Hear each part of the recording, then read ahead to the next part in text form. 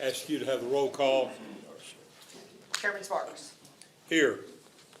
Hal Bynum, Here. Johnny Wolf, Here. Dan Strasser, Here. Tanya Reynolds, Dan McDonough, Here. Kyle Watkins. Here. He's here. We've talked to him. Mr. Chairman, you have a quorum. Also, Tim Sigler with Government Relations is on the telephone as well when we get ready to his presentation. Okay. We've got quite a full agenda this particular day and a lot of interesting things here. Appreciate everyone's participation. Chancellor, do you have anything to open us up with? Yeah, just some brief comments, several brief comments, but I'll try to make them as brief as possible. Again, thank you for being here. This is actually a big meeting for us because not just because you're going to get some great updates and some positive outlook information from the campus, but you're also going to hear about our strategic plan. So the backside of the year tends to be a whole lot more information coming at you and a lot more for you to help us to delve into. So the strategic plan now, and then after this comes the budget piece right before we go to the Board of Trustees to get the FY26 budget approved. So that'll come in the next meeting. You're going to hear a lot of positive stuff today, though, so I'm excited about the outlook of information you're going to hear about. I know they've got some stuff about enrollment indicators for pieces that are there. I'm excited that we're in the design phase for the new residence hall. I've continued to make jokes because Browning has been there so long, for people who have lived in Browning before. I told them so I'm excited about that. And then we are awaiting word on the governor's budget in terms of the business building, and we are hoping and keeping our fingers crossed, and anybody who has friends in high places or low places, if you can help to push, to get that in his budget, that would be great. It is, we're anxiously anticipating word back and hope that it's there, and if not, we're going to keep trudging forward and try to get that building funded. Kurt is going to come talk some about the future of NCAA. I am worried some about that, not about the competitiveness of our athletes or the integrity or credibility of the work that the coaches and the staff are doing, but there's a lot going on in terms of the changing dynamics. It goes on and on and on and on. So Kurt's going to give an update on that. And then finally, we're going to just talk strategic plan, which I think is going to guide us for the next 5 years, 2025 to 2030. I'm excited because it's innovative, it's entrepreneurial. Randy Boyd he labels goals BHAGs, big, hairy, audacious goals. And so you're going to see 24 big, hairy, audacious goal strategies with this plan that will propel UTM forward. And so I'm very excited about this plan and look forward to presenting the information to you so that you have a chance to provide feedback. And with that, I'll close my comments. Perfect. First order of business is the approval of the minutes. There's in tab 1. I know that these were distributed to us earlier. Do I have a motion to accept the minutes as presented, or are there any corrections? So move. Second. Any further discussion? All in favor? We have to do a roll call. Chairman Sparks, Yes. Mr. Bynum, Yes. Mr. Walford, Yes. Mr. Strasser, Dan Strasser votes yes. Dr. McDonough, Yes. Mr. Watkins.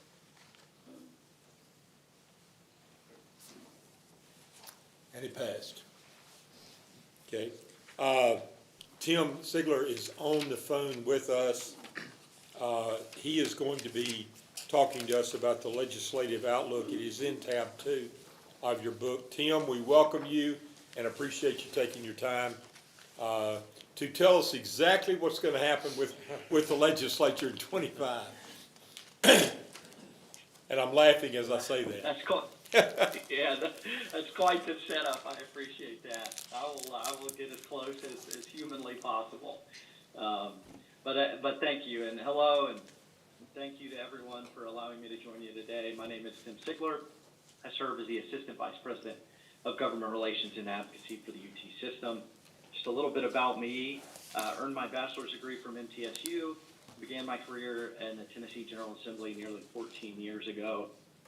Spent 5 years of that time as research analyst to the Senate Finance Ways and Means Committee, and spent an additional 5 years as legislative advisor to the Lieutenant Governor. I was hired by UT in 2020, where I've been happily serving for the past 4 years. So with that history out of the way, I'd like to go ahead and provide an overview of our current legislative landscape and our 2025 legislative agenda. First, just starting off with a quick state election overview. In an uncommon turn of events, 3 committee chairs lost their seats to primary challengers last year. The respective speakers have appointed new Senate Education Committee, House Finance Ways and Means Committee, and House Government Operations Committee chairs this legislative session. Those 3 committees are certainly impactful to the university. So those new chairs will be Representative Gary Hicks out of Rogersville for the House Finance Committee, Representative Justin Lafferty out of Knoxville for the House Gov Ops Committee, and Senator Don White out of Murfreesboro for the Senate Education Committee.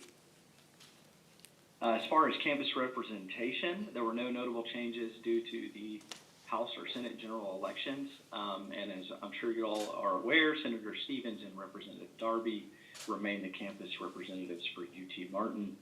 And in total, the General Assembly will have 12 new members this year. As we go into session, it's important to take a look at the legislative timeline broadly. So January 14th was the beginning of the 114th General Assembly.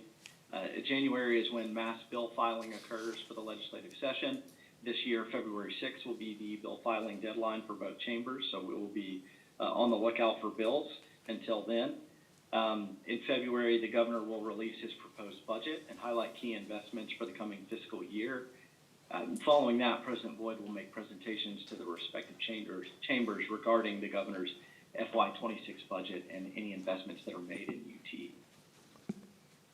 UT. Then in March, the governor will release his budget amendment, and the F&A commissioner will present to the finance committees of each chamber. And so this serves as a second chance to make progress on our funding priorities for FY26. And after learning the governor's final proposed investments, the General Assembly will then begin to file legislative amendments to the budget. And there's where we'll make our final push for items that may not have received funding sponsored by the administration. This is where we achieved funding in years past for Test Hub. In general, February to March is also amendment season as committees gear up their work. And during that time, our team is hard at work with working on proposed amendatory language to address the potential negative impact of legislation. Once April hits, session is winding down with final passage of the budget and final action on lingering legislation. And at this point, our team is mostly focused on supporting and retaining the UT investments in the budget and engaging strategically on that.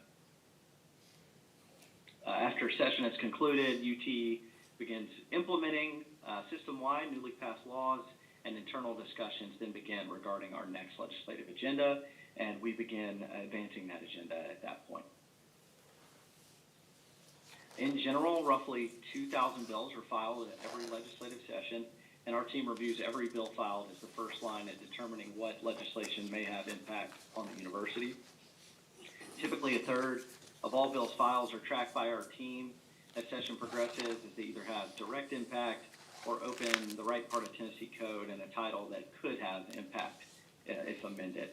And so while we advocate for the positive consideration of our priorities, it's always our goal to ensure that 0 bills pass the finish line with a significant negative impact on campus operations, financials, or reputation. And so as we make our efforts to advocate for the inclusion of UT priorities in the state budget, it's important to understand the budget landscape we're heading into. So in November, the State Funding Board that consists of the Governor, Comptroller, Secretary of State, Treasurer, and Finance and Administration Commissioner met to hear from economists around the state to set revenue growth projections that inform the FY26 budget. And so after a period of exponential growth in revenue collections, it seems that we're now leveling off. And so while revenues are historically high, we're not experiencing the pre-pandemic exponential growth that we have been. And so the funding board has set a near flat projection of 1% to 2% growth, which has caused budget decision makers to have a decreased appetite for recurring increases in large one-time expenditures, but that won't stop us from pressing on with new creative solutions. The administration has also been preparing stakeholders for this new normal in an attempt to curb growing budget expectations. However, it's not as doom and gloom as it sounds. The state is still in very good financial health. Also, special session next week has been announced, and it will have some budget implications. In the call is disaster relief, particularly for Hurricane Helene. Also, a school choice governor's proposal. There's been $144 million already budgeted for that from the last legislative session, but we do intend some additional funds to be added to that, which will certainly impact the budget. And then you may be aware of some franchise and excise tax reforms from last year that allowed businesses to file for refunds. And so the latest information says that that was underutilized. So that may free up some funds for this year's budget as well. And so, and as in years past, the administration is expected to continue taking this approach of utilizing recurring revenue to fund non-recurring expenses. And while that approach limits opportunity for new initiatives with recurring financial need, it does create opportunity for non-recurring proposals and lessens the impact of any potential revenue shortfall, making those recurring funds again available for the next budget. I do want to set the stage on our capital request with some data that is important for framing purposes. So as you look at job growth from 2008 to 2021, you'll see that Tennessee job growth for those requiring a bachelor's degree or higher increased by 361,000. That's significantly outpacing any other sector. And Tennessee's economy is becoming increasingly reliant upon a highly educated workforce and has severe shortages in fields that require a four-year degree. And this is a good example of why UTE has set an aggressive enrollment goal system-wide to 71,000 by 2030. And we're on track to exceed that. And impressively, all 4 undergraduate campuses have increased enrollment by 4 to 8% in the past year. In the interest of time, I'm just going to quickly touch on these next 2 slides. Adequate infrastructure is a barrier to growth, and finding ways to fund new academic facilities is a great challenge. So across the state, nearly 1/3 of UT's buildings, which is 298 structures, are over 60 years old, and 60 of those have stood for over a century. The UT system does have a $1.3 billion deferred maintenance log, and with the state's maintenance investment having decreased by 60% since FY21, and we've identified $3.7 billion in capital needs over the next decade. So this slide right here really emphasizes the need for the state to be intentional about funding higher education capital. On this slide, you'll see our top 3 capital budget priorities approved by the UT Board of Trustees. Number 1 is the UTK Chemistry Building, and it serves 127 programs and around 30% of UTK's undergraduate student population. And within the building, 17,000 square feet and growing of crucial lab space has become unusable, affecting both student learning and faculty recruitment. And so without urgent action, over 8,000 students will be unable to take required chemistry courses, and in turn endangering critical work and resulting in lab space that is incompatible with the university's R1 research status. So we are, in turn, requesting $165.2 million in state funds for the construction of a new facility at the UT Knoxville. Number 2, you all should be familiar with this one. This is the UT Martin College of Business and Global Affairs building. This is the only public business school in rural West Tennessee providing access to accounting, human resources, supply chain, lean operations, finance, and information systems degrees. It was originally constructed as a residence hall 70 years ago, and the facility faces challenges such as flooding, mold, asbestos, lack of ADA accommodations, insufficient classroom space, and outdated instructional systems. Deterioration and insufficient learning space has been flagged by accreditors as a liability for reaccreditation. So UT is requesting $57.5 million in state funds for the construction of a new facility. Lastly, here on our capital list is the UT Institute of Agriculture College of Veterinary Medicine. It's one of only 32 colleges in the U.S., and it's the sole public provider of veterinary education in Tennessee. The vet school services 30,000 animal cases annually, and it also nets millions in research grants related to animal health, food safety, and public health. Lack of modern clinical space hampers the recruitment and retention of students, residents, faculty, and specially trained veterinary techs, as well as the delivery of curriculum. And here, student demand is high, with more than 1,500 qualified candidates competing for 100 seats that are largely limited by space. UT is requesting $28 million to renovate and expand that facility. Given our capital needs and the recent pattern of state investment for higher education capital, we have begun exploring with the state the potential to bond academic facilities. This is an ongoing conversation that we hope will achieve greater progress towards our growth goals that support the state's economy. Here on our operating requests for FY26, so as always, we will join THEC in advocating for full funding for the outcomes-based funding formula. Along with that, we're advocating for several operating and specialized unit requests that you see here.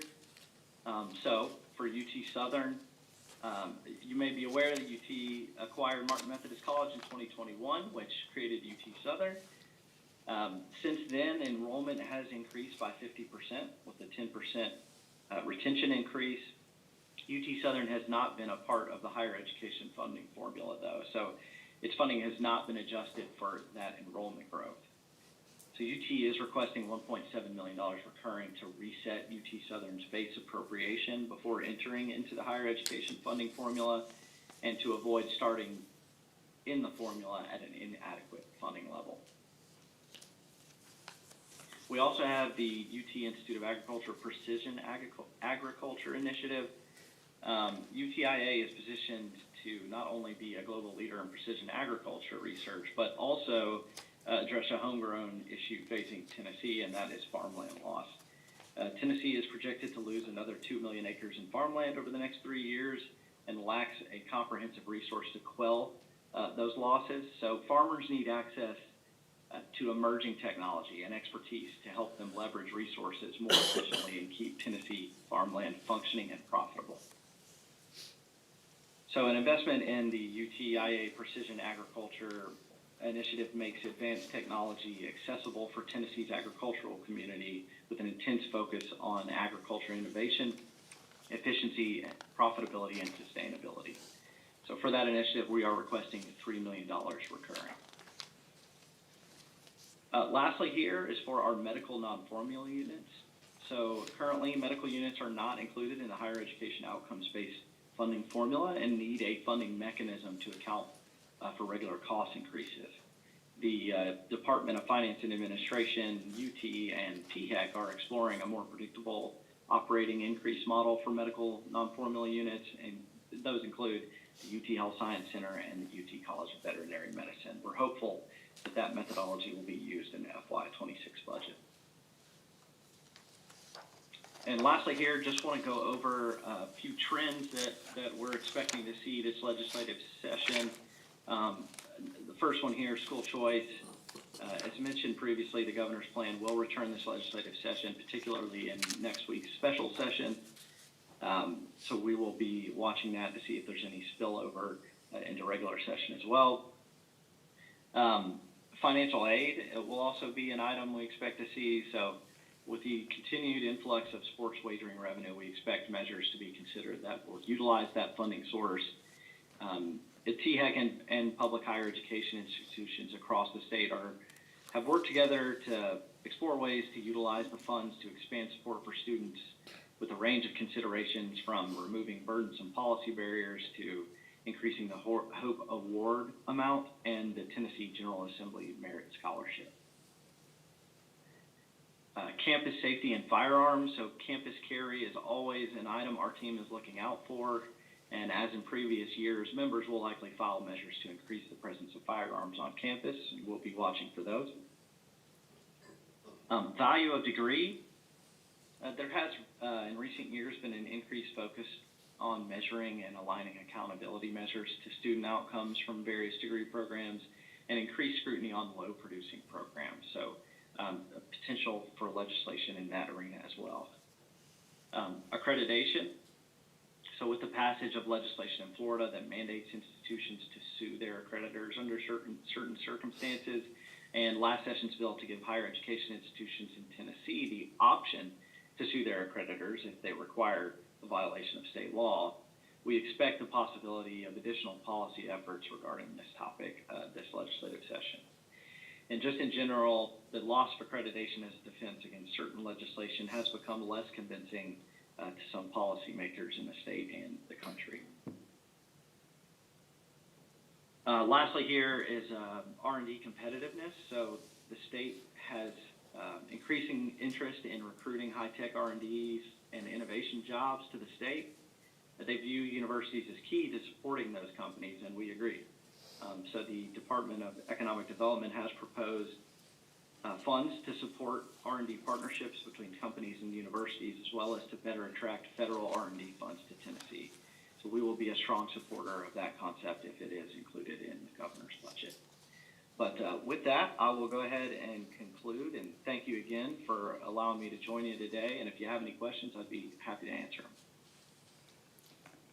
Tim, have you seen any legislation out there that gives you angst for the university? And I know that it's early on, but have you seen anything that's just something that you want to make sure gets defeated or passed? So and you're right to note how early it is. So much of the legislation that's been filed a lot of it is placeholder language. So we're tracking a lot that could impact us at this moment. There is a piece of legislation that jumps out to me right now regarding the segregation of bathrooms. So that's one that we're going to have to work through. We've got our attorneys looking at it now, and it's all contingent upon housing students. So that one is one that we will certainly be working on, but I imagine we'll have a slate of others as well. When will the governor's budget, when will he release it? So that will be in early February. He has not announced an official date for the state of the state, and so that's when he'll unveil his budget, but we anticipate first week of February, maybe second week. Other questions?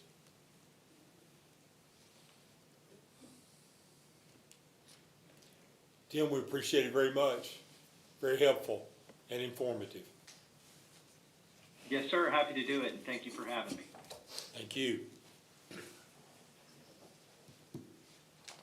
Item number 3, Petra is going to come forward and discuss our capital projects and tell us exactly when everything's going to be built and funded.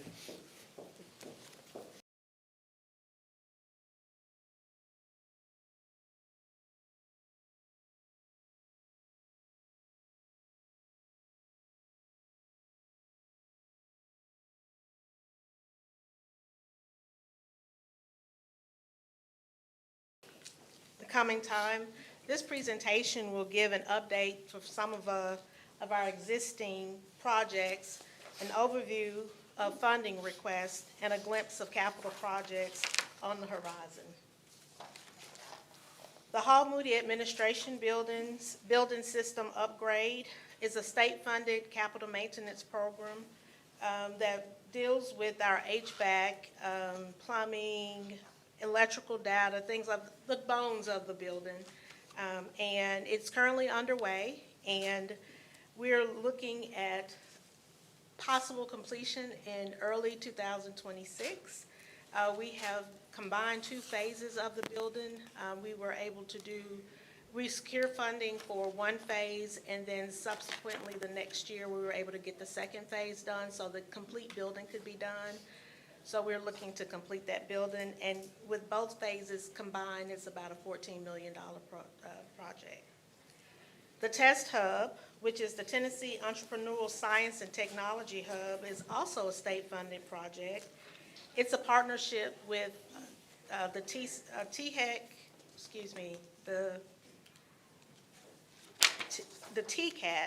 McKinsey, Dyersburg State, and UT Martin, along with industry.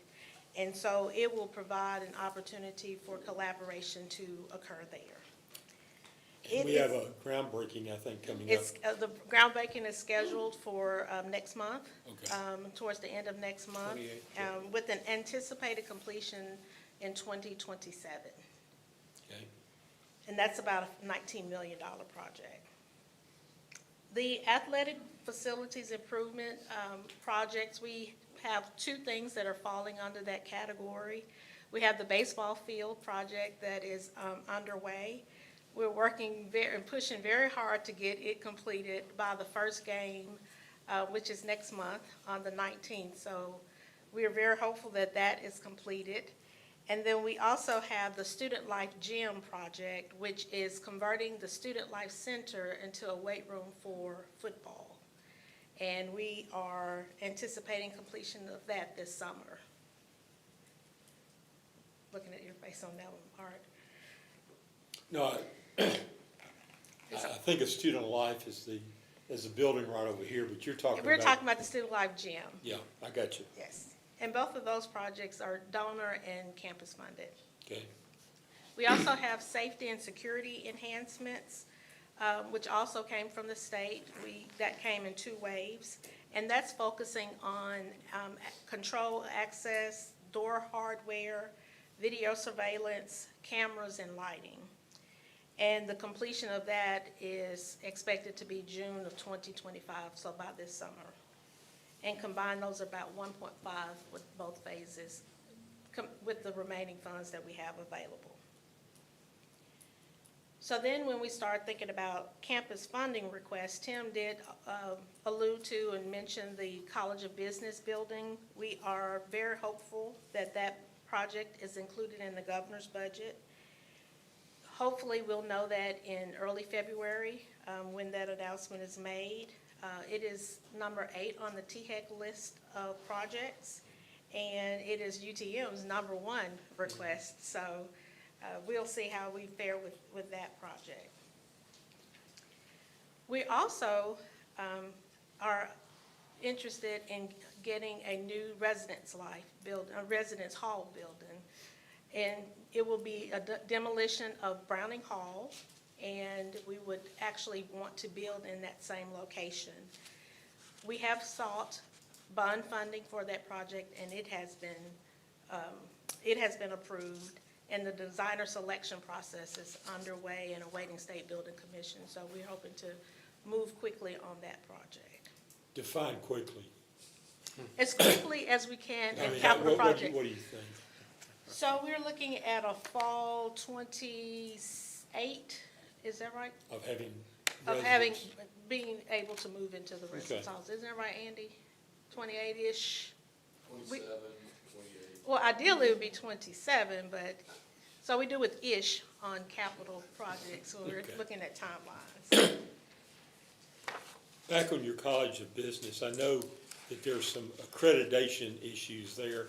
If we get this in the pipeline, will that take care of the accreditation issues? I think so. We just went through AACSB accreditation, and they were fully accredited this time with a note about, facilities. And so if we can certainly get this done and approved, this should remedy any sort of Okay. issues or concerns related to the facility, not the quality of the program, but the The facility facility. overall. Yeah, gotcha. So as you know, we went through a campus master plan process, and it covers 2021 through 2031. And so what's next for us after we have the College of Business built, we have several plans that are identified for long-term and short-term plans. The next one would be, in terms of a capital outlay request, would be the Cattle Education and Reproduction Laboratory, or we call it short for CURL. And this project would develop a beef cattle teaching and demonstration area. And it would include classroom, laboratory, handling facilities, a covered arena, equipment, and fencing. The program document for it has been completed, and it's estimated to be about $4 to $6 million. We're also exploring alternate funding sources for it as well.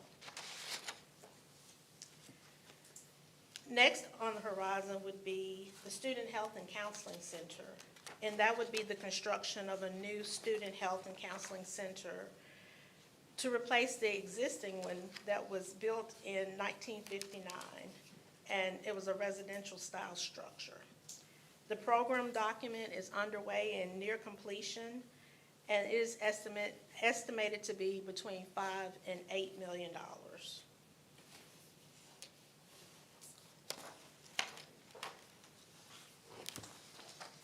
So other items that we have on the campus master planning projects would be a combination of expansion of the Vet Tech building and replacement of the grave stables, a student support service addition and upgrades that would include additions to the University Center, repurposing the Elam Center former pool, and things of that nature.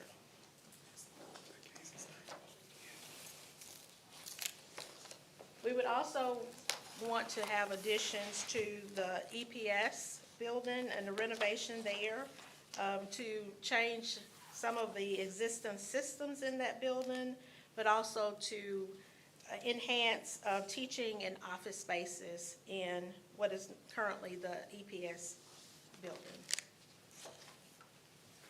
There will be other site enhancements that will be needed. That would be a lot of focus on outdoor spaces,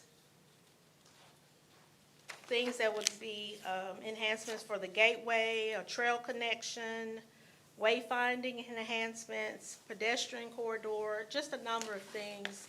One of the things that we did was we combined several different projects to just have one big request, and hopefully we will be able to provide funding or receive funding for that and be able to have it as a combined project.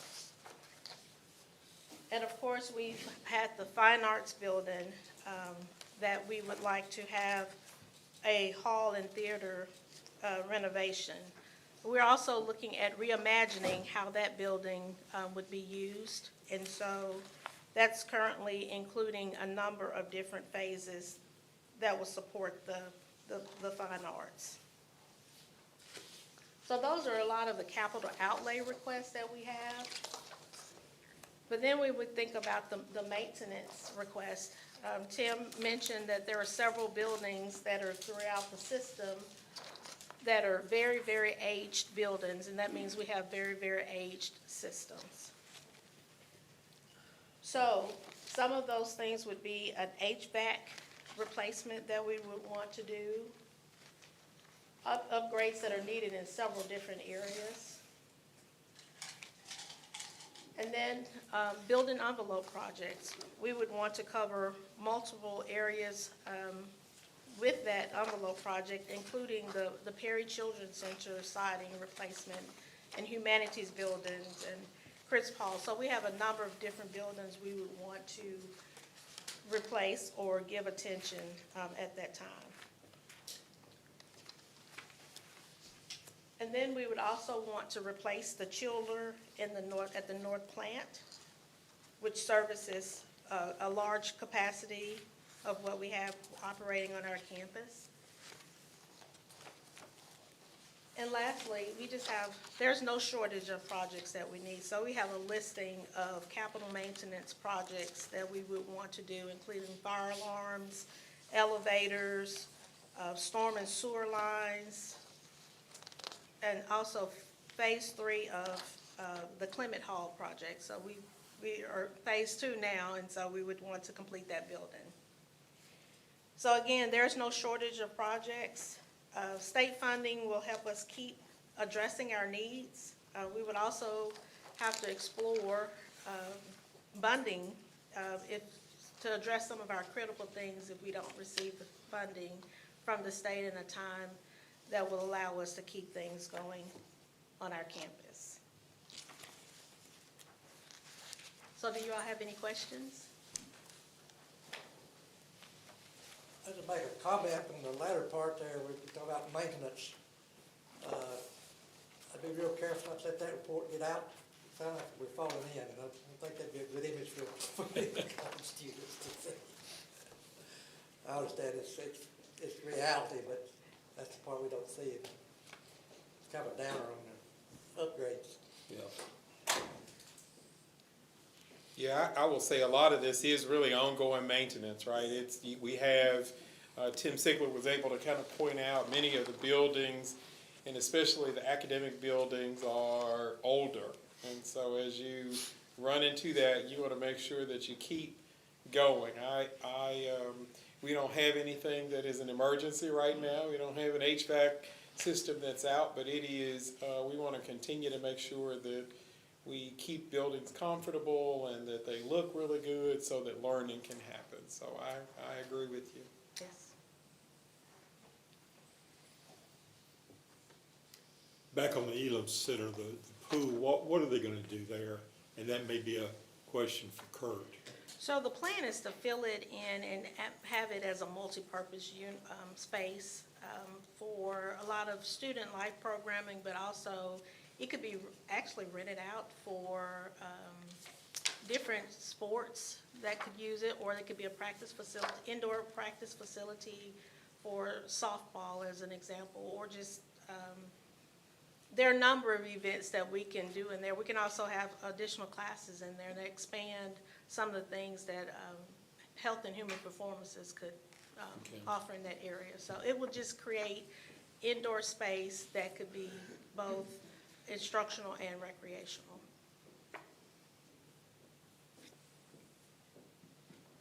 Any other questions? Petra, thank you. You're welcome.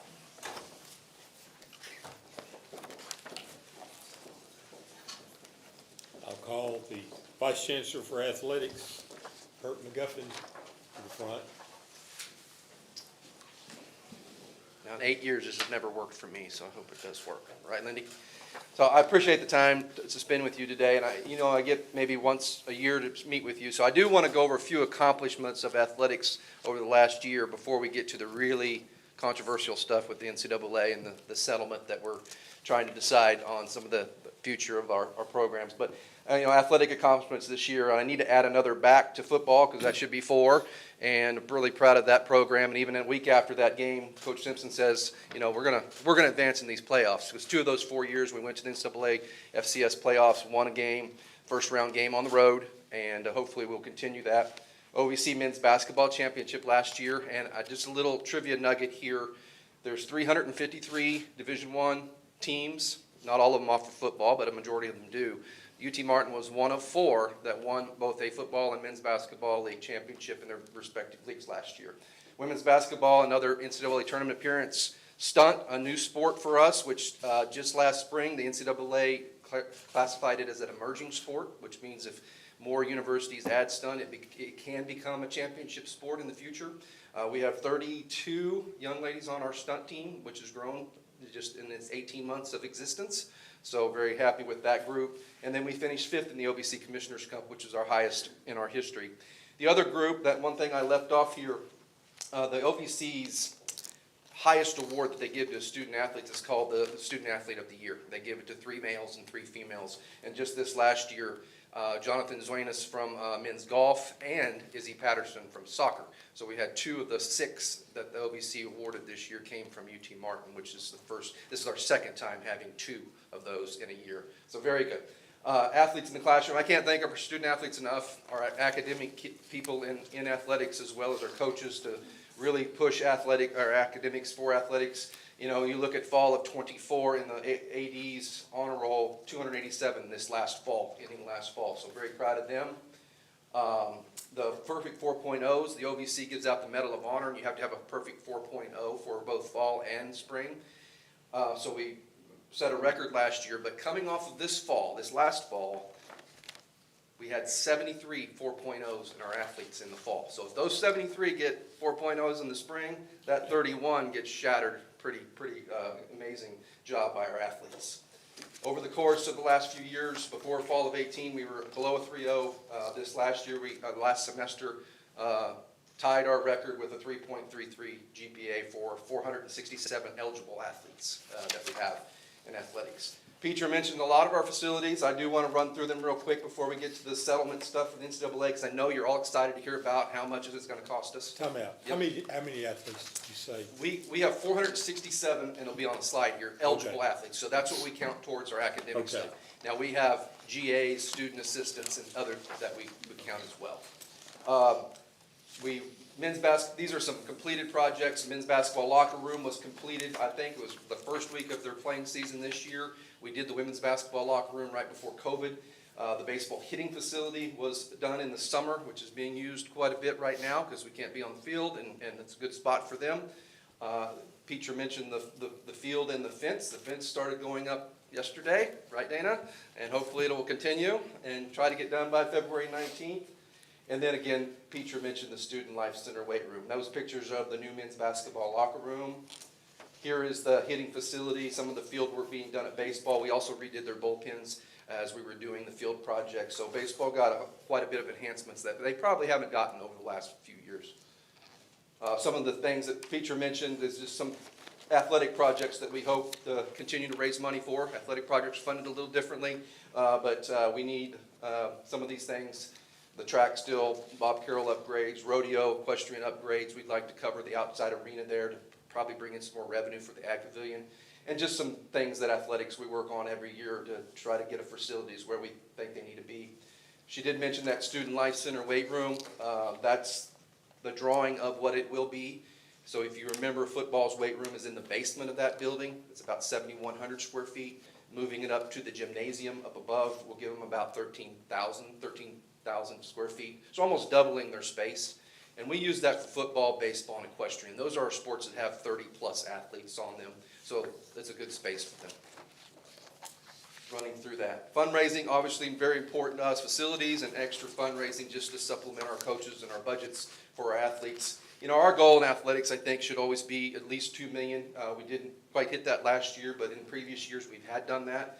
In '23, you see that big number. That's a lot of those facility projects that got completed, as well as a gift of land, an estate gift that we will receive when that happens. So that's tracking our fundraising through the last few years.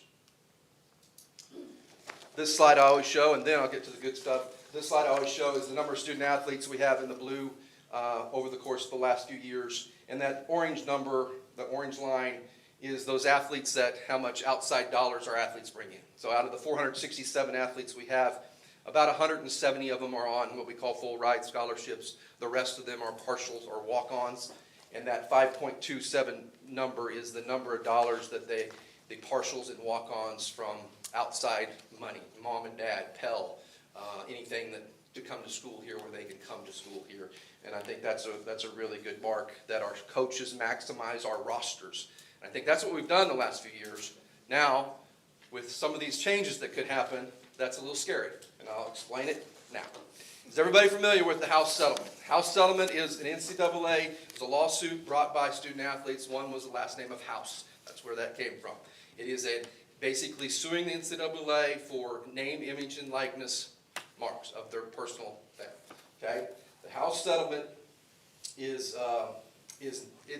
when I say all this, I say this because it's not really settled yet, because on April 6th, I believe the judge could stamp it and say that's what the arrangement will be, or it continues for longer than we think. But the House settlement, basically, it's two things, one of two things. They go back to 2016 was the statute of limitations on who to pay former athletes, okay? That payment will be made by NCAA Division I members. Now, these group that sued the NCAA only sued the Power 5 conferences, okay? But the settlement for the past athletes will be paid by, 40% of it will be paid by the Power 4 now conferences, so the Big 12, the Big 10, the SEC, and the ACC. Used to be Pac-12, but they're defunct, okay? 40% of that payment for the past student athletes will come from them. The other 60% will come from all the other schools in Division I, including UT Martin, okay? Our piece of this, I know, for the next 10 years, it's almost $1 billion that the past student athletes will receive money from, okay? Our part of this, we get about $1.1 million from the NCAA for various things. Sports sponsorship, equivalencies, how many athletes we have. Our distribution from the NCAA will be reduced for the next 10 years by, we think, it's not complete yet, either between $280,000 and $300,000. So going into next year, our athletic budget will take a reduction of that amount, because to pay for this settlement for the 2016 through whoever graduates this May. Okay. Going forward, the idea to pay the current student athletes, if you opt into this, okay, this is mostly the Power 4 conferences, not UT Martin, okay, but we could opt in, but we won't be the revenue piece. There's a formula, so every student athlete that going forward will have some rights to get name, image, likeness money from the university. Going forward, the formula is you take all the Power 4 schools, conferences, schools, big schools, you add up their 8 revenue categories, okay, and then you divide by the number of schools, and you take 22% of that amount that every school will have to pay their current student athletes with. Okay. The speculated number is close to $20 million. Not UT Martin, we don't have those revenues, but the Knoxvilles, any of the Power 4 schools that are in those conferences. The idea was, okay, football generates 70%, men's basketball, I'm not throwing numbers out here, there's a graph, was that's who would get, football would get 70%, so football players would make more than rifle. But I think even a couple weeks ago, I believe Title IX saying, well, that's got to be equally distributed. So there's still so much to be settled here on how this gets distributed back to the current student athletes. There are some exemptions to this. Alston was another lawsuit that was lost by the NCAA that's probably been about 4 or 5 years, where in every athletic department can pay student athletes Alston money. We have not. Okay, but every athlete could earn up to $5,900 from their university for Alston. Alston was a lawsuit that student athletes sued and said, well, we didn't get any travel money back to and from home for Christmas, or we didn't get to pay for laptops and stuff like that. It was basically an academic piece. So Alston awards won't be calculated. So you can earn a cost of attendance scholarship. You can earn name, image, likeness revenue from this model. You can earn Alston payments as a student athlete. And then you can also have a third-party collective still, which is how NIL, name, image, likeness, is distributed now. There's a third-party collective that pays athletes. It's not in-house. But this name, image, likeness stuff becomes in-house. And our universities are going to have to distribute the money to the athletes. I do not know the rules and ramifications of taxing of that right now, but it's becoming a big, big thing. Okay? Any questions on that? What's it mean for UT Martin? Okay? Well, we obviously don't have the revenues to share. We will not opt in. We will not do that piece because we don't have to. But if we did opt into other pieces of the settlement, the ramifications would be roster limits. It used to be the NCAA had scholarship limits, but now they're doing roster limits. And every sport becomes an equivalency sport. Okay, what do I mean by that? Well, basketball has always been a 1-for-1. 13 scholarships, 13 athletes, full ride type sports. So this chart shows you where UT Martin is on scholarships. The first line, though, is the new roster limits that the NCAA are pushing, that you will have to, if you opt into this settlement, you will have to abide by. So for instance, I won't go every line, but I'll probably go through a couple here that are bigger for us. Baseball. Baseball in the past gets 11.7 scholarships. Those two numbers, some of our sports get full of those 11.7 are full out-of-state calculated. Some, like in golf, if you see, Coach Swafford gets 4.5 scholarships, but 3 of them are out-of-state units, and then he's got 1 in-state unit. That's how that chart reads, okay? But let's go back to baseball. Baseball got 11.7 scholarships for years and could have 27 kids on scholarship, but then could have 45 on their roster of walk-ons. We've carried 47 before, some of them were medically ineligible, and we've had 47, okay? Now, they can only have 34 on their roster, but if a school decides to give them 34 full scholarships and fund them for that, all 34 baseball kids can be on full scholarships.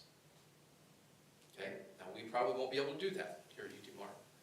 Okay, our baseball team, like I said, has had 47 before. This year, not because of this, our baseball team is down to 34.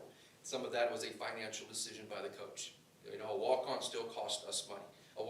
We clothe them, we feed them, we do that, and they're good for us. But, you know, he made the decision for his budget personally that he had to trim back on rosters this year, okay? Men's basketball. Men's basketball currently can give 13 scholarships, and that's what we're funded for, 13 full out-of-state scholarships. With the new roster limits, they're increasing men's basketball from 13 to 15 to match women's basketball. Okay, all 15 can be full, but they can only have 15 on the roster. Here at UT Martin this year, we have 13 full scholarship kids and we have 4 walk-ons, so we have 17 on our men's basketball roster. Same with women's basketball. We have 15 full scholarship women and we have 17 on the roster, 2 walk-ons. If we opted into this, we'd have to reduce our rosters down to the 15 number. Okay. Football is probably the last one I'll talk about just because it's the biggest one, and probably at first glance when these came out, I said, ooh, this is going to hurt the school a lot. And really, we're pretty much on track with all of these sports. Baseball reduced already.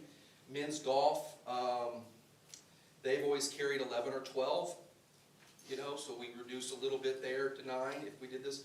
Football's probably our biggest one. Football used to be 63 scholarships, and Jason could give them up to a maximum of 85 kids could get a piece of those 63 scholarships, okay? Now, we could give 105 full ride scholarships. FBS schools, like Knoxville, used to give 85 full scholarships. They didn't partial their scholarships out like we do. But now they can give 105 full scholarships if they're funded for that. What's that do? Well, a lot of schools, we have about 125 football kids on our roster. Okay, we had 85 roughly on scholarships, not always. This year we only had 79 on scholarship, you know, because we didn't fill them. But we had 128 to start the summer on our roster. So you're losing a lot of walk-on opportunities, you know, if these roster limits, you know, well, they're going to happen if we decide to opt into this. Just some few things. The benefits to opting in, additional benefits to athletes, like I told you. Name, image, likeness comes in-house. You can give more Austin payments above and beyond what you could have given them. The transparency of the name, image, likeness becomes relevant. And if they get any money from a third party, a collective, it has to go through basically an arbitration process. And they have to be doing a service to get the money. So there's a fair market value.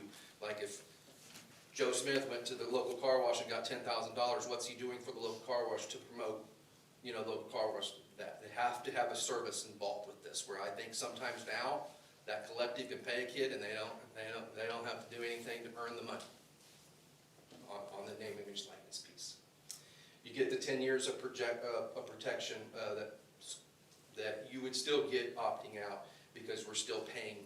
No matter what, we're going to have to pay that one piece, that 300, 280,000, 300, whether we opt in or out of this. The risk to opting in is that roster limit. You know, you hurt enrollment. You know, I think right now, if we looked at our numbers and we opted in, we would lose probably 42 student athletes that are walk-ons at this point. We don't know, we don't really feel, OVC, I think that it's changed a lot, but I think the majority of our people in our conference are very budgeted, enrollments, and we don't think we're positioned for this in really the best way to if you opt in. I think there's some unknowns out there. We've heard some scary things about, well, a school that's opted in may not want to play an opted out, a school that's playing with different rules. Like if we can have 130 on our football team, but they can only have 105, they don't really play. We don't know that yet. You know, I think patience is a key here, that we can wait before we decide if we want to opt in. But I think the other thing, opting in brings a lot of administrative work to our people. And, you know, we have one person in charge of our compliance, she has GA, but you're putting a lot on them to manage NIL contracts in-house, probably a lot on our university outside of it. I mean, the university, if you start giving benefits to the athletes, that's a lot of work that we don't know the complete answer to that right now. That's a lot for you, but any questions? You made the statement that they were going to pay athletes out of this settlement. Does that mean that every kid that ever played athletically at UT Martin is going to get something? Or are they going to be paid based upon, I don't know what to ask. Well, it's going back to 2016, because of Okay. statute of limitations. Well, and I meant the 2016 forward. They So could. Theoretically, they could. Yeah, Who we've had a decides couple of that? basketball players that they've all received emails stating, do you want to opt into this and collect any, I mean, it's obviously a class action lawsuit, so, you know, we've all opted in those and got $2 from some company before, you know, but it could be higher than that. You know, it's at one point, I can't remember the exact number, but it's over $1 billion for those former athletes. Who decides what John Doe gets? It's Or is it just even? outside arbitration process. They look at their years and do it. Vlad Salaritsi, who plays basketball for us, who transferred from UC Riverside, he got it. And, you know, he looked at first glance, thought he was gonna get like $2,100. Ashley Bynum looked at it for us, that she doesn't think it's gonna be that much, but I think some of them are gonna get that. And he played at UC Riverside, he didn't play at, Duke.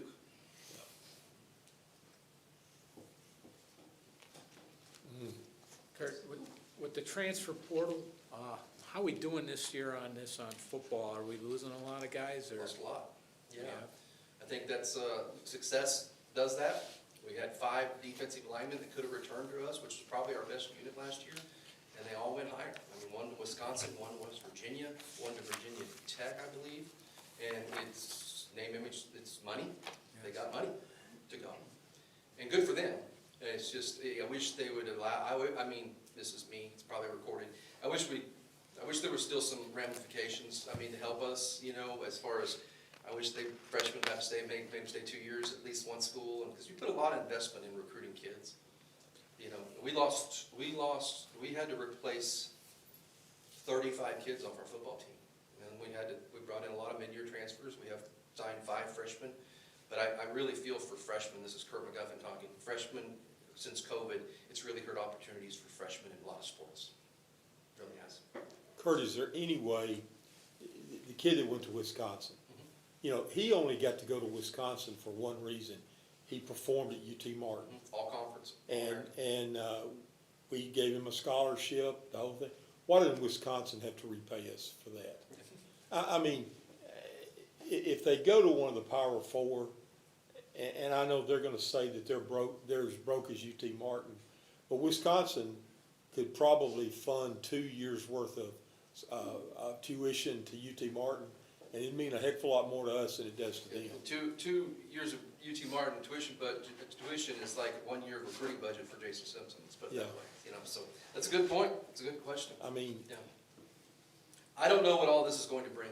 I just know in the last 3 weeks, I've seen 2 Division II schools eliminate their athletic department. Sonoma State and one up northeast. I saw Cleveland State, which is a Division I school, dropped 3 sports.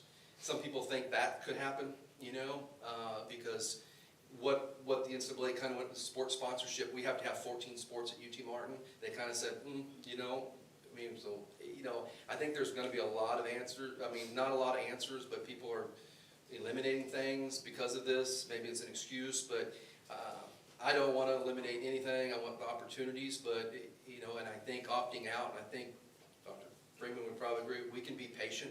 We haven't seen any ramifications from staying out for a year or two, you know, but now if big schools say, we're not playing anybody that's opted out, guarantee games, when it starts hitting our budget more, then we probably have to regroup and say, we've got to think about this.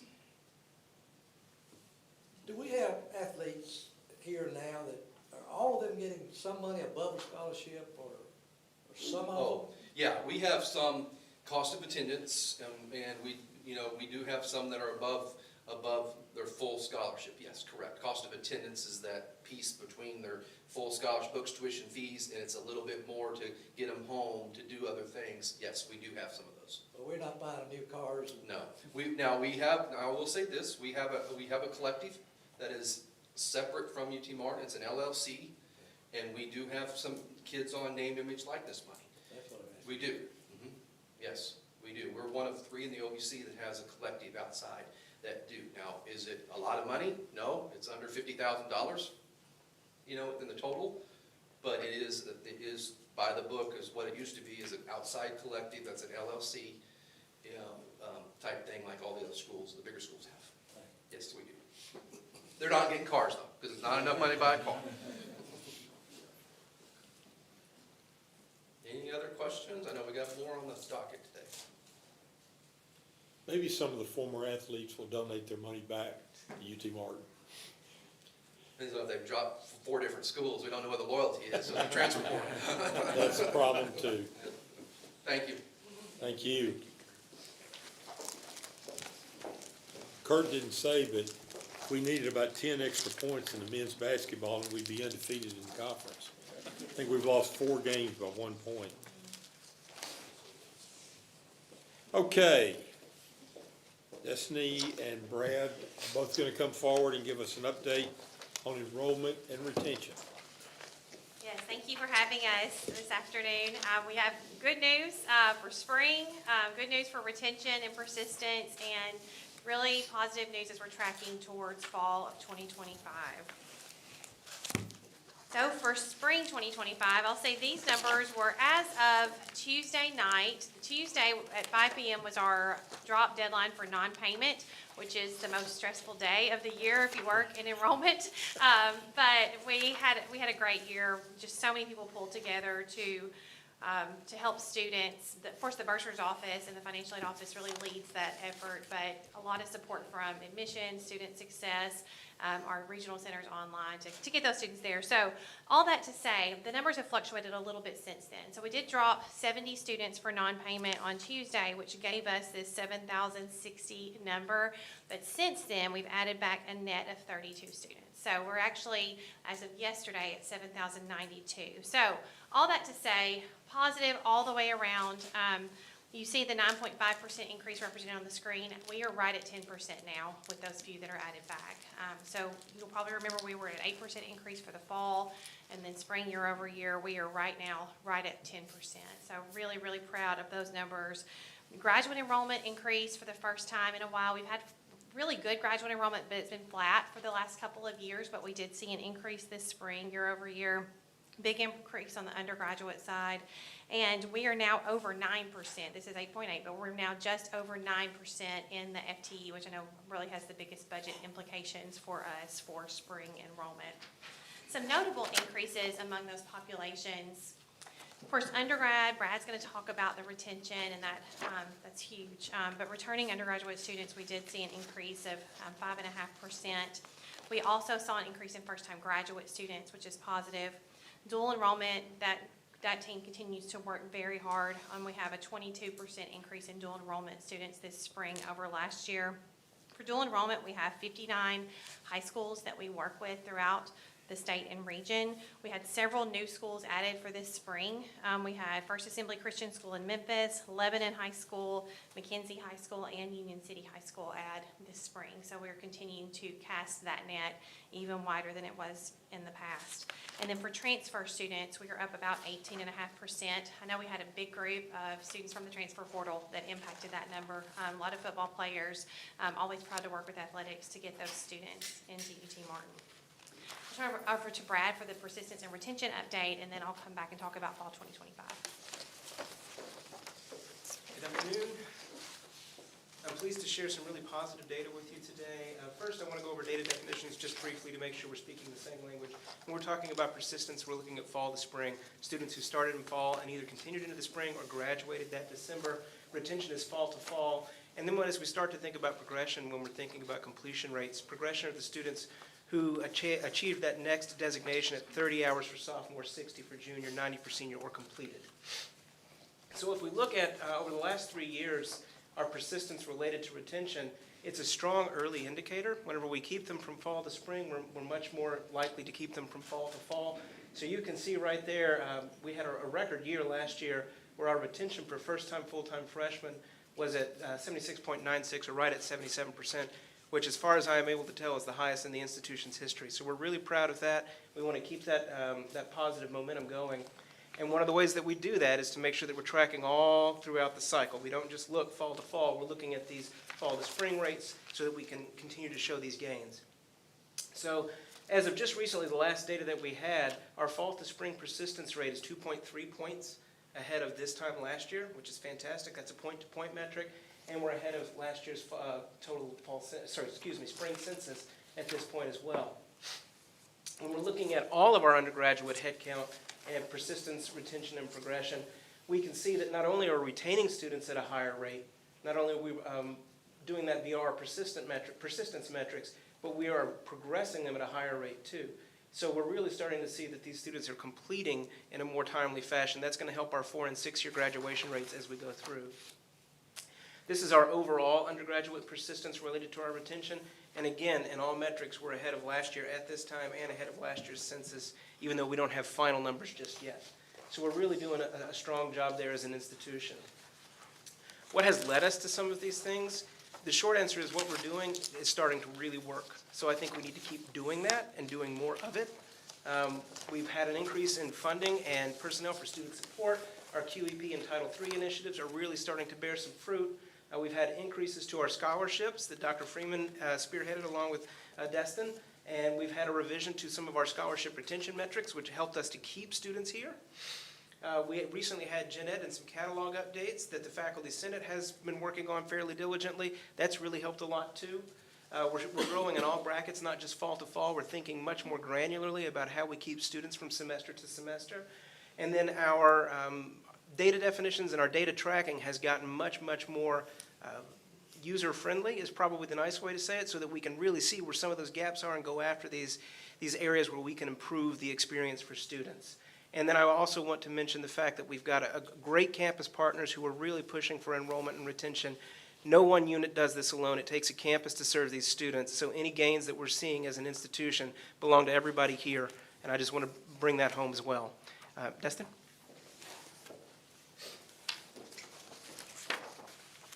All right, so we, of course, have been looking at fall 2025 for quite some time, and I shared these enrollment goals when I was with you in the fall, but we are looking at about a 5% increase as far as our goal for the fall of 2025 across the board. Of course, the total enrollment number is what we're really aiming towards. We have a little bit of fluctuation on some of those numbers below, but really we need that 5% increase in order to get us to that 10,000 student number by 2030. So that's really what we're working towards.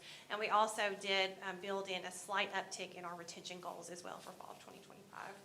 So for first year students, we are up in admitted students almost 10% right now. That's really positive. We are a little concerned with our yield, which is the number of students who are admitted who end up enrolling in UT Martin. The UT system asks that all UT institutions implement the Common Application, the Common App, if you've ever heard of that, this past fall, for fall of 2025. And so we did that, but we are not seeing, that's really inflating our numbers a little bit on the admit side. We're not seeing those students complete next steps at nearly the same rates as the students who are applying through our native application. So we are continuing to monitor that to make sure that we have that report ready when asked from the system.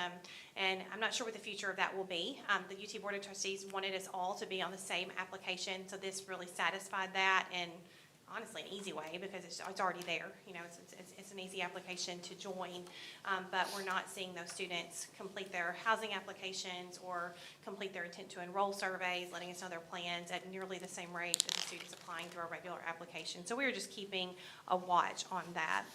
We are in the middle of our Future Skyhawk receptions. Last week, we were in Dyersburg and Jackson. Next week, we have 2 on campus here in Martin, and then in February, we will be in Memphis and Nashville. So those are really important events for admitted students, where we talk with admitted students' parents.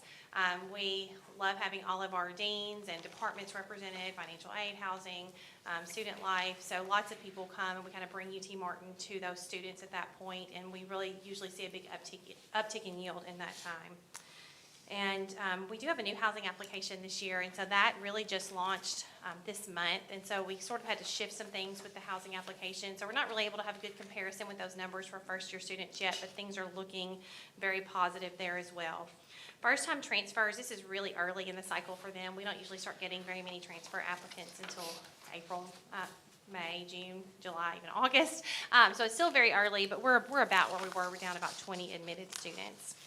For new graduate students, I mentioned when I was here before that we were centralizing some of our operations, and that has happened. Michaela Waterfield, who actually spoke to this group in the past, is our Director of Enrollment Operations and Communications, and so she is spearheading getting that graduate application launched as well as international application launched and streamlining some of those communications, and so that's ready to happen. So that new application will launch in the next couple of weeks. Sharita Brent, so many people have worked really hard on that, and so proud of that team. So I really think that process is going to increase yield on the graduate student side. We're trying to make it more efficient, easier for students to get through, easier for faculty to look at those applications and make those decisions in a timely manner. So lots of positive things there. And then international students. I know that Dr. Freeman has mentioned we have a goal of 5% international students here at UT Martin by 2030. And so we have kicked off a lot of efforts there. We are working with a company called Better Ways Consulting. They also work with the UT Health Science Center, and so we've had a lot of support from the Health Science Center in developing that partnership. We've started receiving a few applications from students that they're helping us work with, and so excited about the opportunities there. I think this year is just kind of learning each other. They're learning us, learning how to recruit for us, and we're going to support them, and then you'll have a full cycle for fall of 26 to recruit these international students. We do have some international travel planned this spring. Dr. Joe Austinson is going to represent us in Oman, Dubai, and India. That's actually a Better Ways trip. And then Stephanie Butler, who's worked with international students for a long time, is going to take a trip to Southeast Asia to visit Vietnam, Thailand, and Indonesia. So excited about those opportunities to recruit international students. So just really looking ahead, we have centralized that enrollment communication and operations and have pretty well built out those teams. So excited about the just the functionality, efficiency that's going to come from there that I think is going to help us long term as we continue to build these enrollment funnels. Just continuing to work on that international recruitment strategy. Of course, we're launching the strategic plan today, and you'll see a lot about enrollment there. So working toward those goals, and then we have just kicked off our strategic enrollment planning process. And so some of you were around when we did it back in 2019, launched that in 2020. So it's time for a refresh. And so we've kicked off that. We have our 5 working groups working really hard to get those proposals in place. I know you'll be hearing from us on that probably at a future meeting once we have those decisions made. All right, any questions for Brad or me? I always ask how, I mean, we led the way last year with the state. How are we doing with our peers? Or how are you hearing that they're doing? And all I want to do is be number one. Absolutely, absolutely. So we were in the fall, and I haven't heard for spring where everyone is. I feel like spring numbers are not as widely broadcasted across the state. People really look at those fall numbers, but I think I think most institutions did pretty well in the fall. Had a small increase with a couple of exceptions across the state. So I'm sure if they're able to hang on to them like we are, probably not. But they're probably working as hard as we are.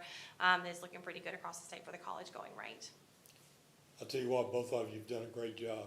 I mean, the retention rate going up, and in spite of our chancellor, y'all have done a great job. Yeah. They make my bad decisions look good, so.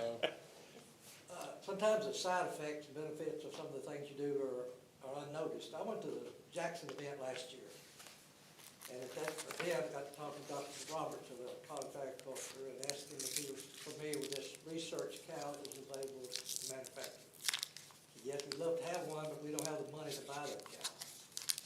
So from that conversation, we started a group of producers and alumni, and raised the $35,000 in the calendar with the layups now. So it's just something that took effect because of the meeting you had to make that happen. Oh, good, that's great news. Thank you. Good. For doing that. I've got two questions. Sure. And I'm not trying to be a jerk or anything. And this is good news and good numbers. First, how you doing this? I mean, we're really increasing our enrollment by leaps and bounds at a time when, you know, the numbers of college students are going down, so this is great. How are we doing that? And the retention too. We're setting records. It's always good to set records. But the question when you set records is, how are you setting them, right?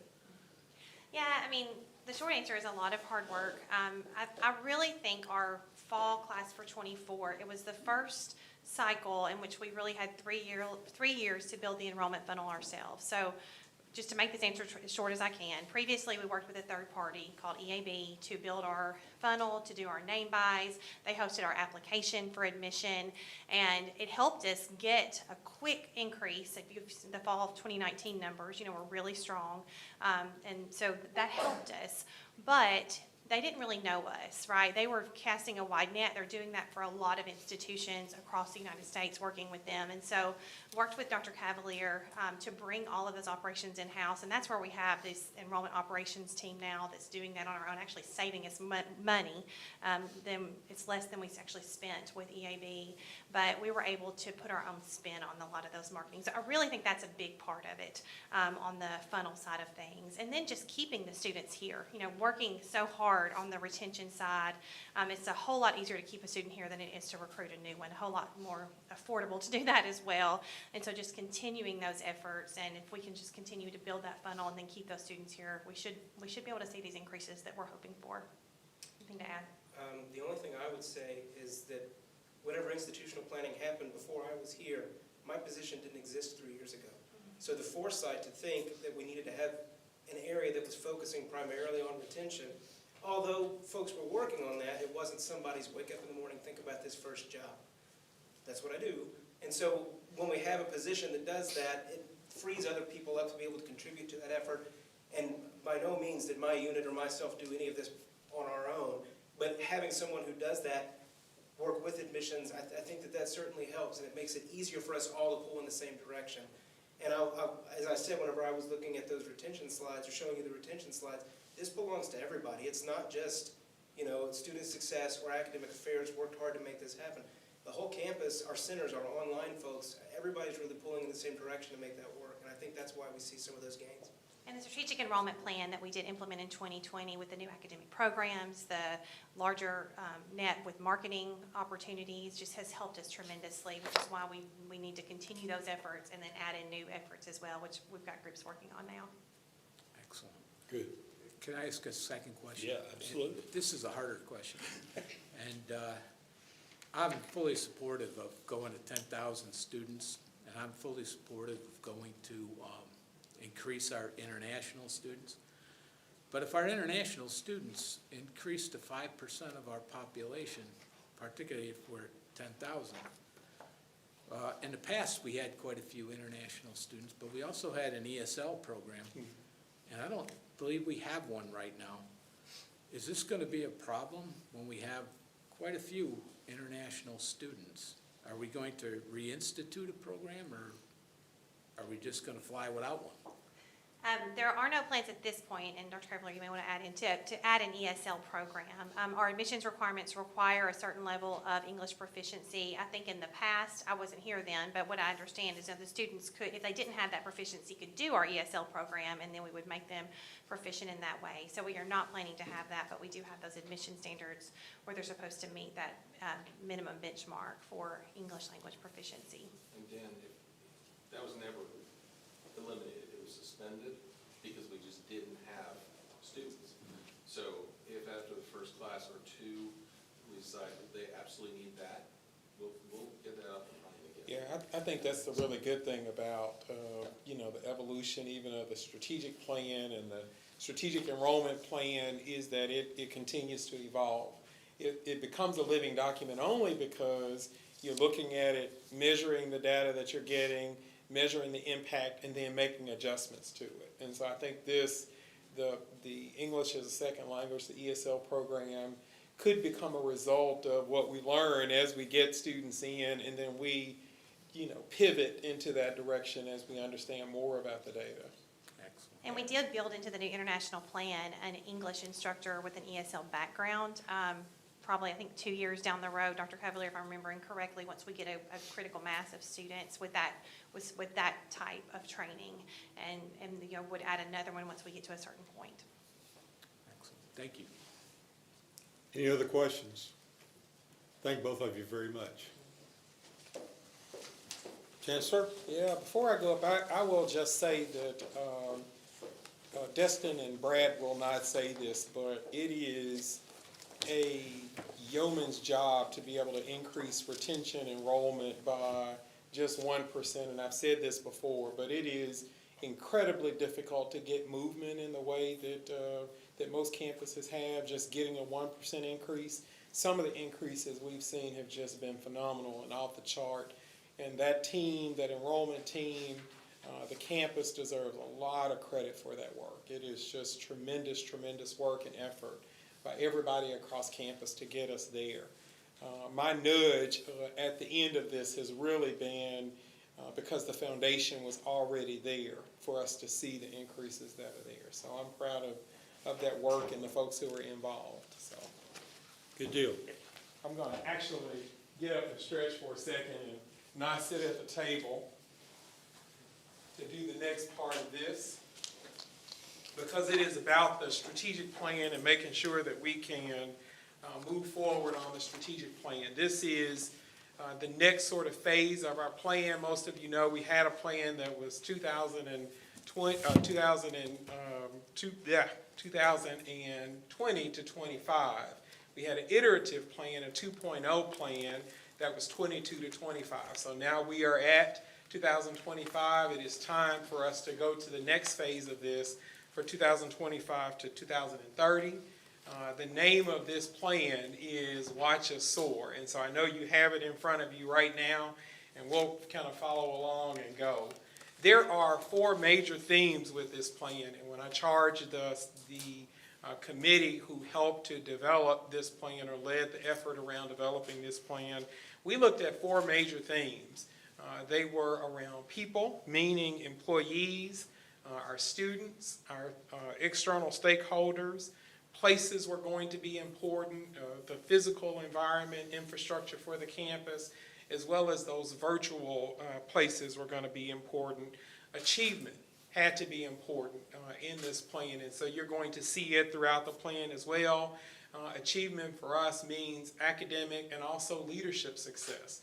We are not only building students who do well academically, but we are building leaders, future leaders for business and industry and for lifelong learning.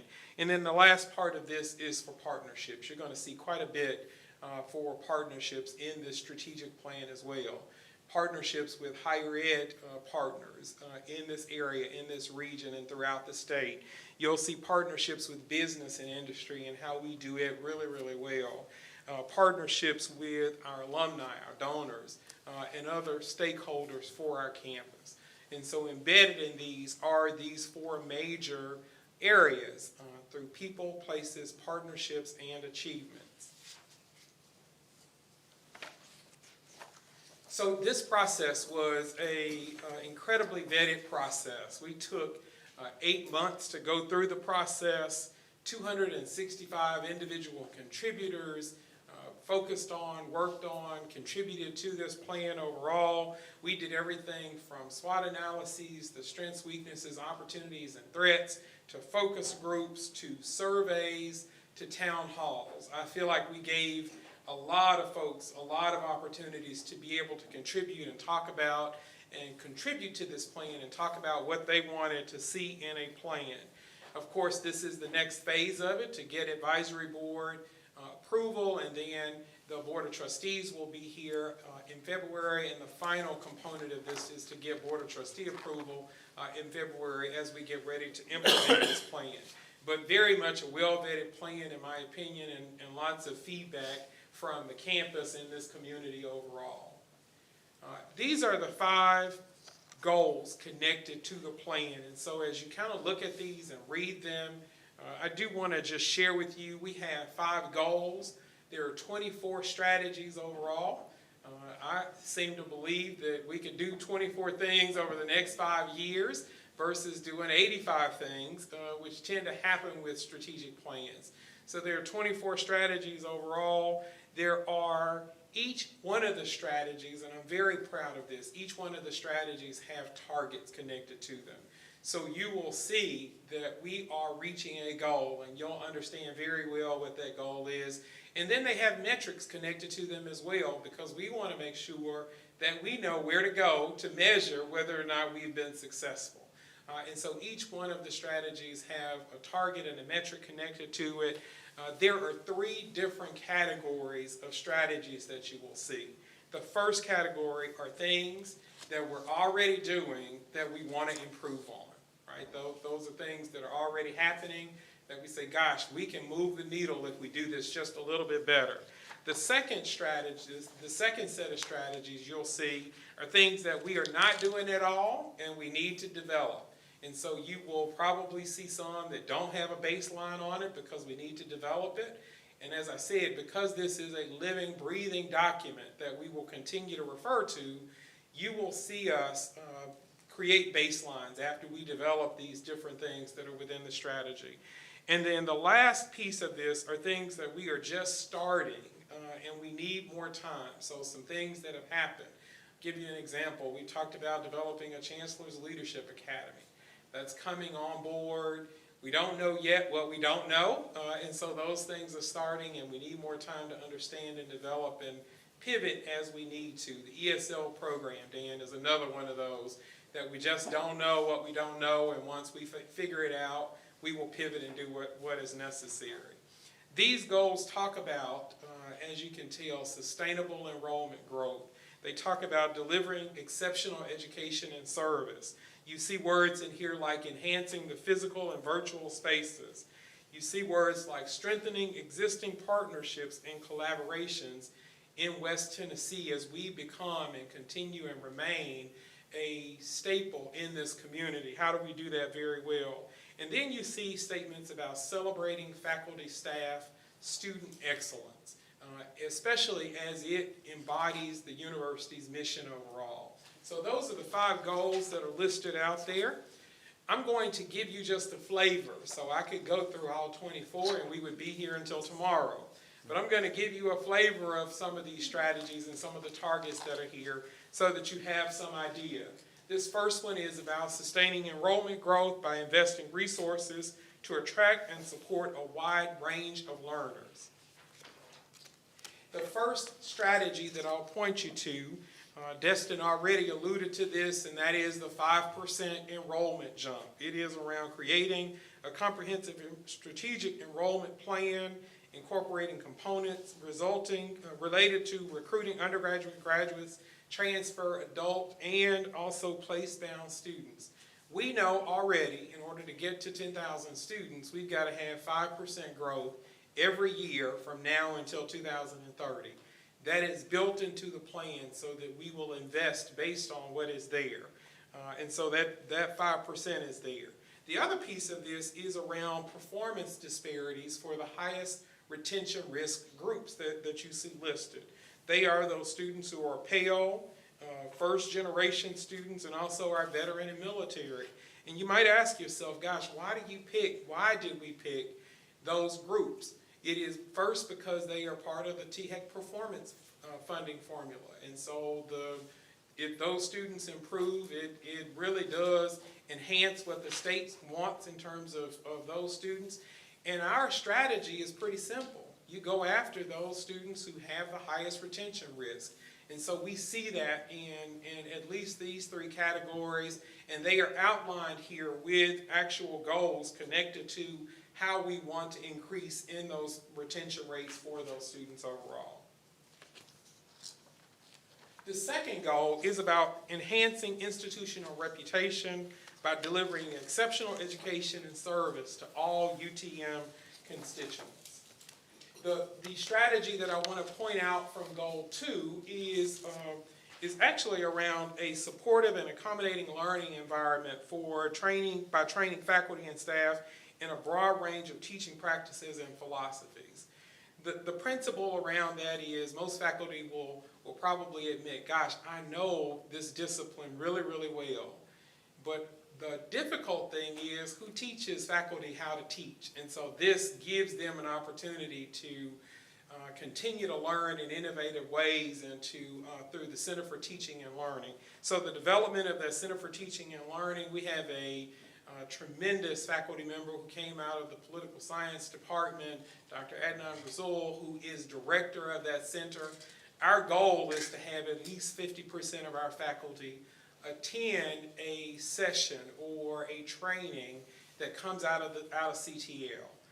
We think it will help them in terms of keeping up with today's learning and changing learners that are out there, as well as the technology that continues to evolve in the marketplace. And so we are optimistic about the Center for Teaching and Learning and have some goals toward expectation of faculty using that space.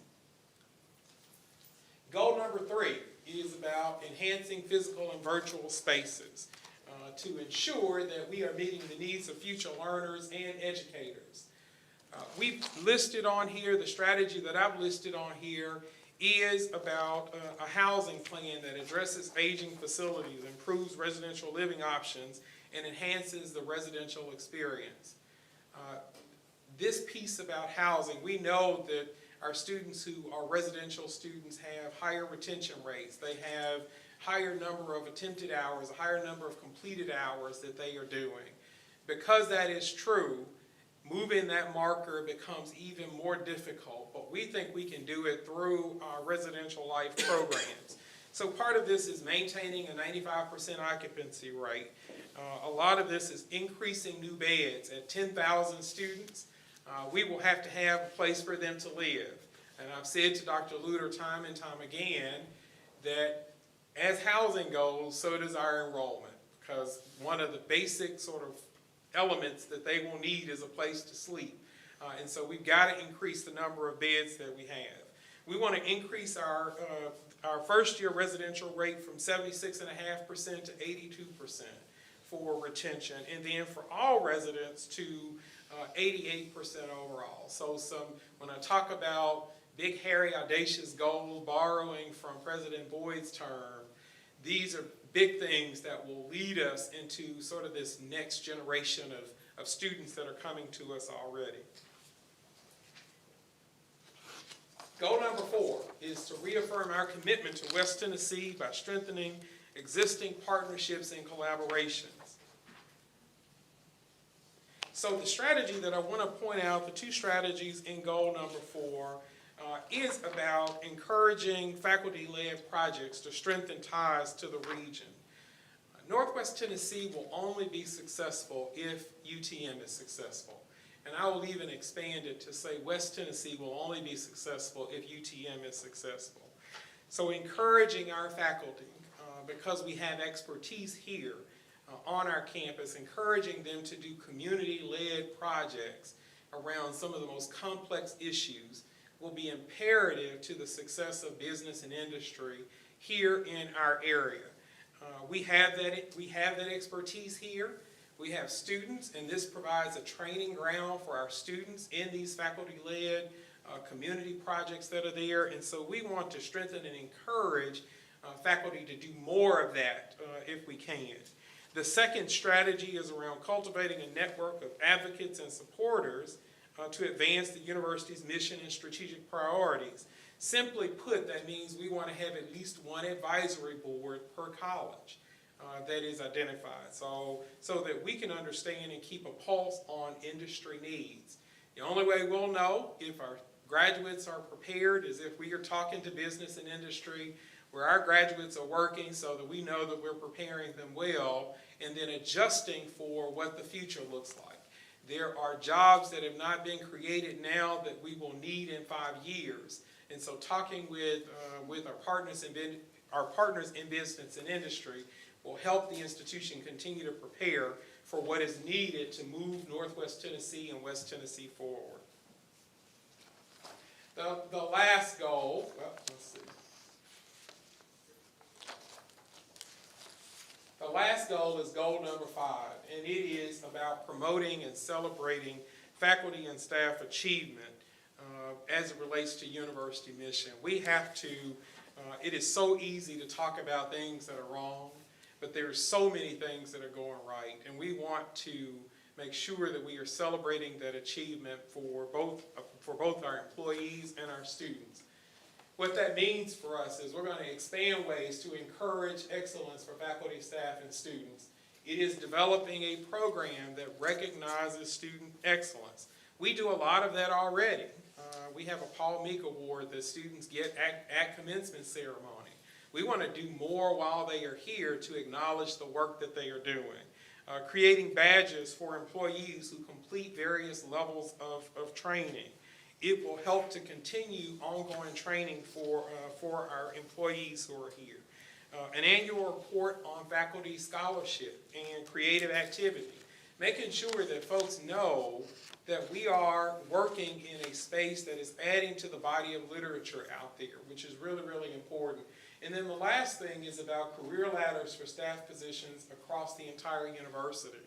It is about succession planning. It is about making certain that we are retaining our best and brightest employees so that they will stay here, right? If they can see the next progressive step in their career, they're more likely to stay with us and continue to work. So that's what that career ladder piece is about.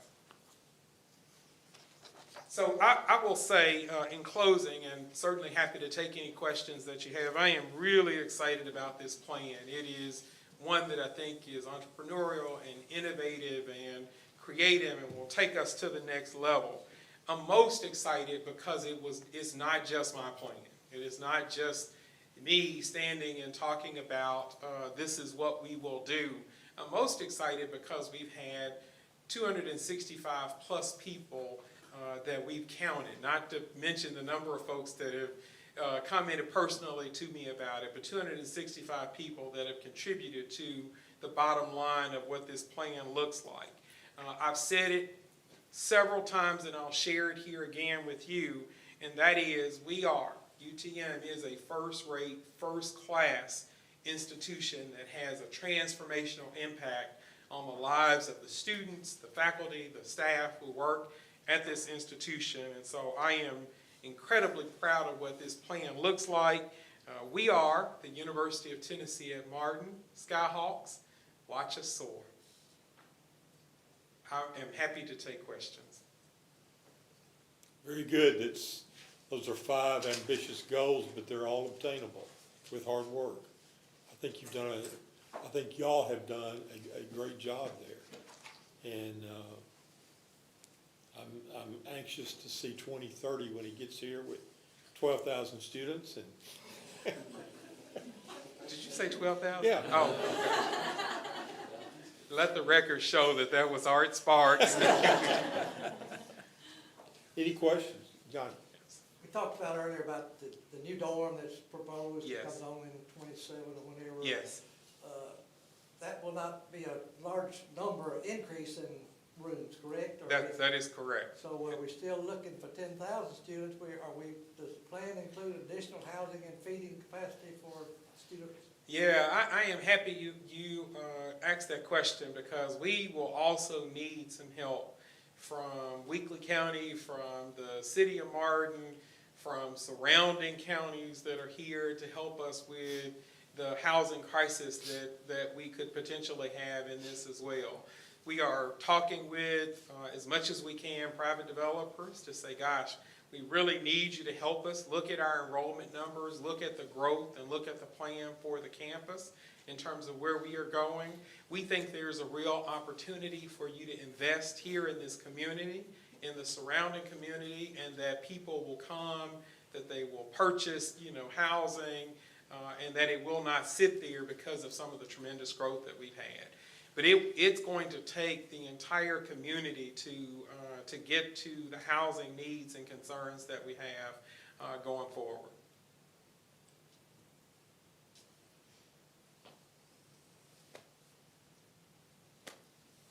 Very good, All right. very good, appreciate it. And I think we have to vote to approve this, is that right? So I will entertain a motion to accept. So My last official duty, I'd like to make that motion. I'm gonna allow him to do that, By all means, by all means. and I will allow you to second. Any further discussion? Hearing none. Jake? Chairman Sparks, Yes. Mr. Bynum, Yes. Mr. Walford, Yes. Mr. Strasser, Yes. Dr. McDonough, Yes. Mr. Watkins. And you approve? Yes. Okay. Thank you. I assume that you'll be giving us some updates every meeting. Absolutely. Good. Tab 7 is the approval of the meeting dates.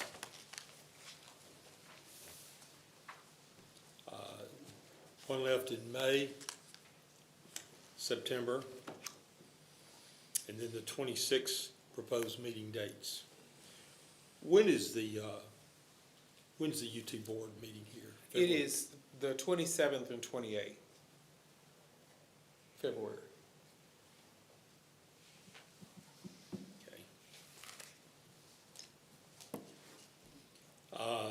Any questions on those particular dates? None of which are on Memorial Day. Chairman. There you go. Is there a motion that we approve these meeting dates? There is. Is there a second? Second. Jake? Chairman Sparks, Yes. Mr. Bynum, Yes. Mr. Walford, Yes. Mr. Strasser, Yes. Dr. McDonough, Yes. Mr. Watkins, Yes. and you approve? Chancellor, closing comments. Just a couple of final, maybe more just announcements overall. Again, the Board of Trustees meeting is going to be here in Martin on the 27th and 28th. And if you are so inclined, the presentation of the strategic plan is going to be on the 28th at 10 o'clock, and the meeting is going to be held in the ballroom. So we'd love to have you there.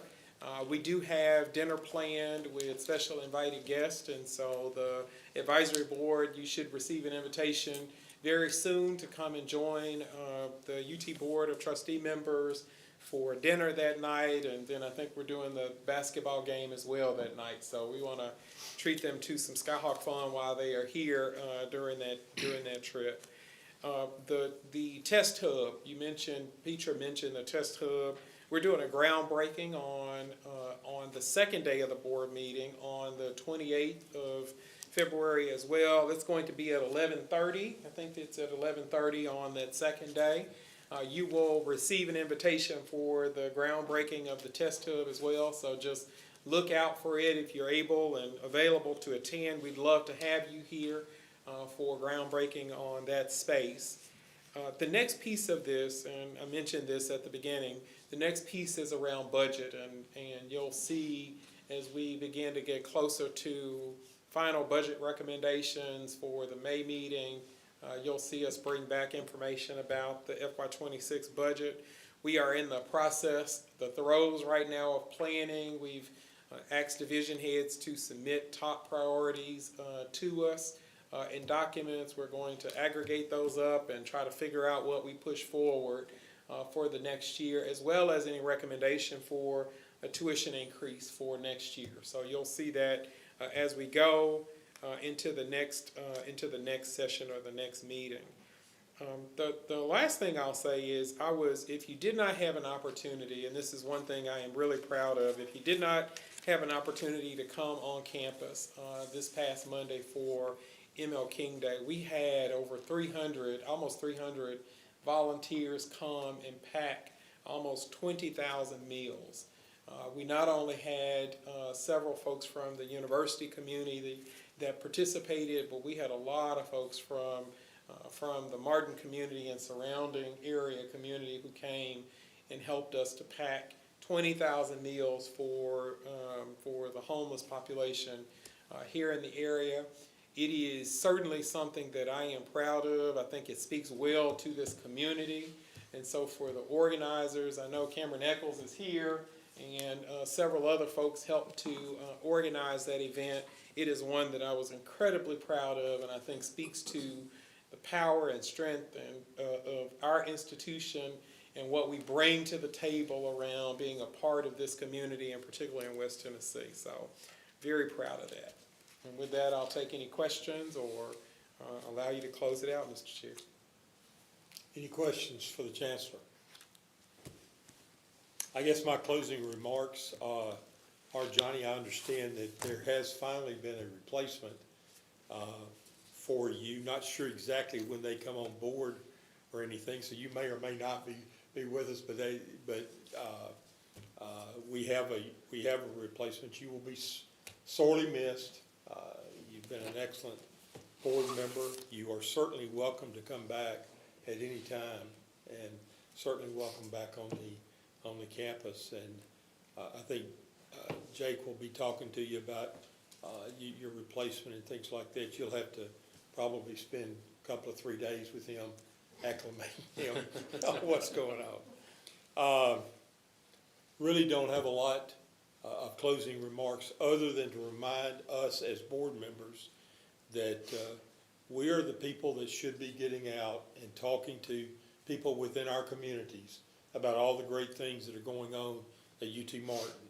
And as we have seen today with these presentations, there are a lot of great things going on, a lot of good things. And we need to push those. And if you hear somebody asking a question, if you're not sure of, I can assure you someone here at UT Martin will be able to get them an answer. Anything that you can do to encourage kids to apply and enroll at UT Martin will obviously also be greatly appreciated. And if you see the governor, you make sure that that the School of Business building is in the budget. Any other comments? Any other things? If not, I will accept a motion to. So, Go ahead. So I was just having a suggestion. So one of the things that I would kind of like to see as the student advisory board representative is maybe kind of having like a meet and greet with the advisory board members one day, and we can like invite the campus out, because I know a lot of students, sometimes they don't know about that we have these meetings that they may or may not be open, and I feel like having more of a connection with the campus and with the students, that maybe we have like a luncheon or something like that. It's not a bad idea. We could have a meet and greet before the lunch that we have. Yeah. You know, at the next meeting. That's not that's a great idea, Kyle.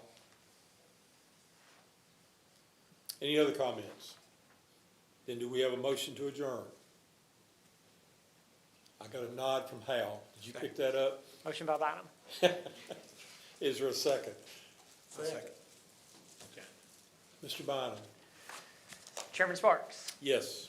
Mr. Bynum, Yes. Mr. Walpole, Yes. Dr. McDonough, Yes. Mr. Watkins, Yes. and we're adjourned.